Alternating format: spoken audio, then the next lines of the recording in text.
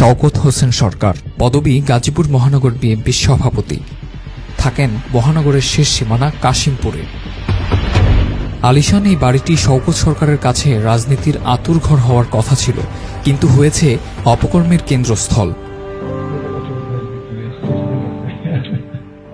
যার চাক্ষুষ প্রমাণ এই ভিডিও। নিজ দলের কর্মীর কাছ থেকে শওকত সরকার নিজেই চাঁদা নিচ্ছেন। যদিও শওকত সরকার অনেকের কাছে দাবি করেছেন গাড়ি বিক্রির পাওনা টাকা লেনদেনের ফুটেজ দিয়ে তাকে হয়রানি করা হচ্ছে। চাঁদা লেনদেনের এই ভিডিওটি সত্য কিনা সেটি নিয়ে কথা হয় আফজাল হোসেনের সাথে, যিনি কাশিমপুর থানা জিয়া মঞ্চের সভাপতি। আপনি যে টাকাটা লেনদেন করছেন, এটা মূলত আসলে ওনাকে পরিকল্পিতভাবে ফাঁসানোর জন্য করছেন। কেন পরিকল্পিত কবে কেন করবো? ওনাকে তো আমি 2 দিন টাকা দিইনি। উনি বল প্রয়োগ করে একরকম জোরপূর্বক নিয়ে নিছে আমাদের কাছ থেকে। টাকা দিবা না দিলে ব্যবসা করতে পারবে না। শুধু আমি না, আমার এলাকায় যারাই ব্যবসা করছে সবাইকে উনি একটা কথাই বলছে যে আমার দল ক্ষমতায়, আমি চলে গেছে। এর বাইরে কোনো টাকা দিচ্ছেন কি? এর বাইরে 20 লাখ টাকা দেওয়া হয়েছে। ফার্স্টের দিকে না লাস্টের? ফার্স্টে নগদ 20 লাখ টাকা আমরা 3 কিস্তিতে দিছি। আমার কাছে তথ্য আছে আপনি ওনাদের কাছ থেকে একটা গাড়ি কিনছেন, সেই গাড়ির পাওনা টাকা বাবদ আপনি টাকা দিচ্ছেন। এই টাকাগুলো প্রশ্নই আসে না, ওনাকে গাড়ির বাবদ কোনো টাকাই আমরা দিই, প্রশ্নই আসে না। দল করেও দলের শীর্ষ নেতা শওকত সরকারের কাছ থেকে ছাড় পাননি আফজাল।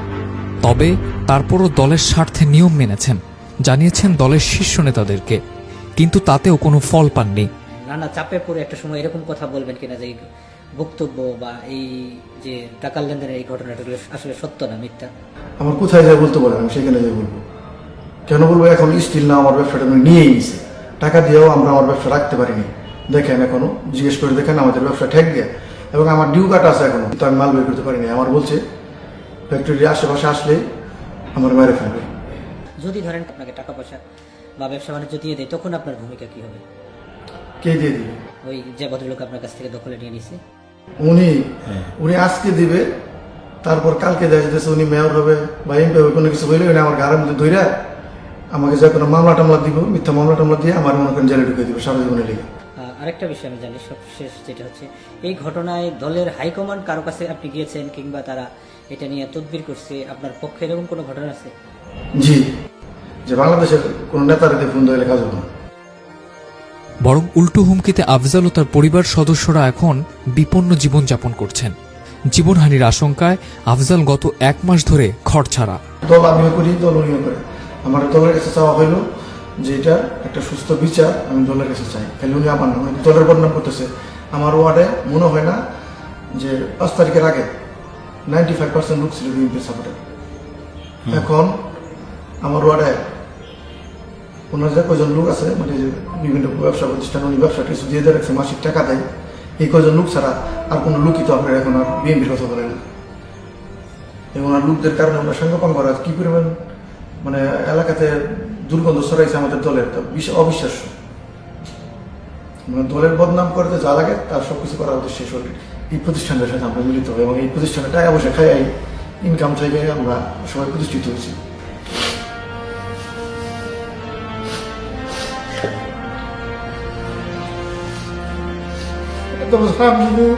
আমাদের প্রতিষ্ঠানে কখনো নিতে পারে না।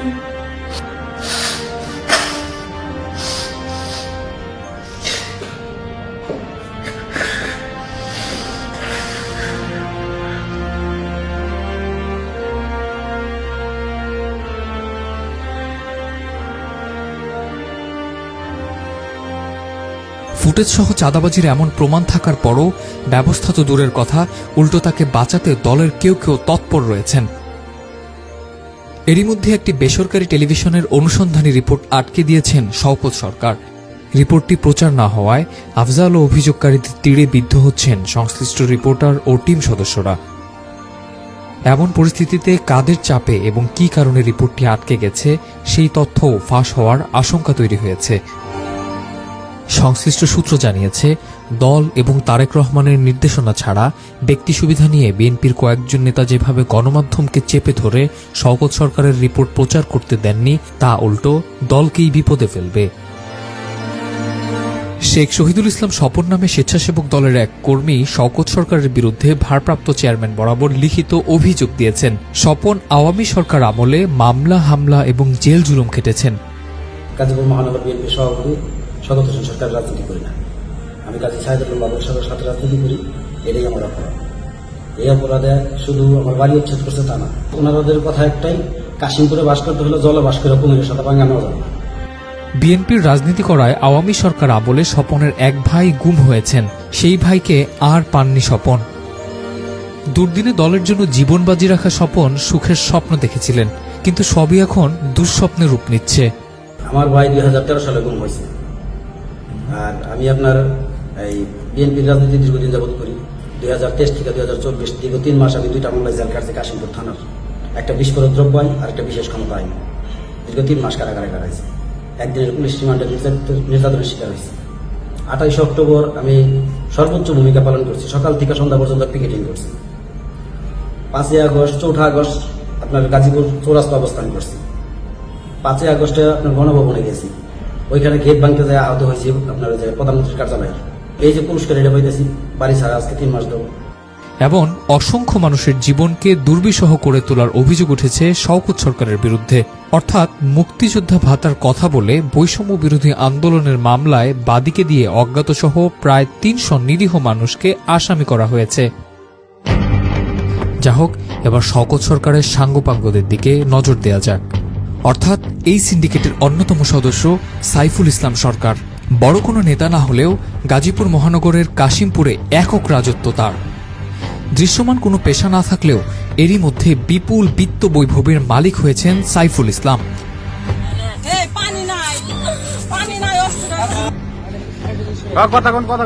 তার বাহিনীর হাতে হয়রানি ও নির্যাতনের ভয়ে কেউ মুখ খোলেন না। শওকত সরকারের আরেক সিন্ডিকেট সদস্য তাহাজ উদ্দিন মোল্লা, 3 নম্বর ওয়ার্ড বিএনপি সভাপতি তাহাজ উদ্দিন কাশিমপুর থানা স্বেচ্ছাসেবক দলের আহ্বায়ক। স্কুল ছাত্রী ধর্ষণ মামলায় সম্প্রতি গ্রেফতার হয়েছেন তিনি। তার বিরুদ্ধেও অভিযোগের শেষ নেই। ভাতিজা জান্নাতুল মোল্লা 1 নম্বর হাতিয়ার তাহাজ উদ্দিনের। শওকত সরকারের অন্য সহযোগীরা হলেন কোনাবাড়ী থানা বিএনপির সাধারণ সম্পাদক বাবুল হোসেন এবং 5 নং ওয়ার্ড বিএনপির সাধারণ সম্পাদক আব্দুর রাজ্জাক রাজু।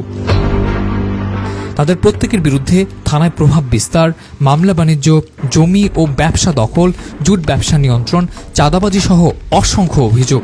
তবে কারো বিরুদ্ধে এলাকাবাসী টু শব্দ করার সাহস নেই, কারণ তাদের মাথার ছায়া শওকত সরকার। শিল্প এলাকা কাশিমপুর কোনাবাড়ির সম্রাট বনে যাওয়া বিএনপি নেতা শওকত সরকারের হাত থেকে রেহাই পায়নি জমিদার বাড়িও। কয়েকশো বছরের পুরনো কাশিমপুর জমিদার বাড়ি এরই মধ্যে দখলে নিয়েছেন তিনি।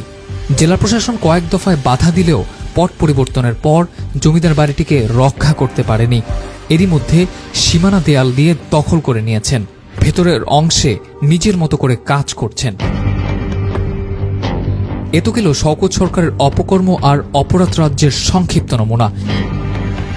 এত বড় একজন নেতার পারিবারিক রাজনৈতিক ব্যাকগ্রাউন্ড আরও বিতর্কিত। আমার দাদা মরহুম শওকত আলী সরকার দীর্ঘদিন কাশিমপুর ইউনিয়ন পরিষদের চেয়ারম্যান ছিলেন এবং সাভার থানা আওয়ামী লীগের প্রতিষ্ঠাতা সভাপতি ছিলেন। আমার বাবা মরহুম গিয়াসউদ্দিন সরকার এবং বঙ্গবন্ধুর অত্যন্ত ঘনিষ্ঠ ছিলেন। আমার ছোট ভাই জনাব কবির হোসেন সরকার আশুলিয়া থানা আওয়ামী যুবলীগের আহ্বায়ক হিসেবে দায়িত্ব পালন করে আসছেন। শওকত সরকারের ভাই দবির সরকার তার নিজ মুখেই এক সাংবাদিক সম্মেলনে পরিবারের রাজনৈতিক পরিচয় বলছিলেন।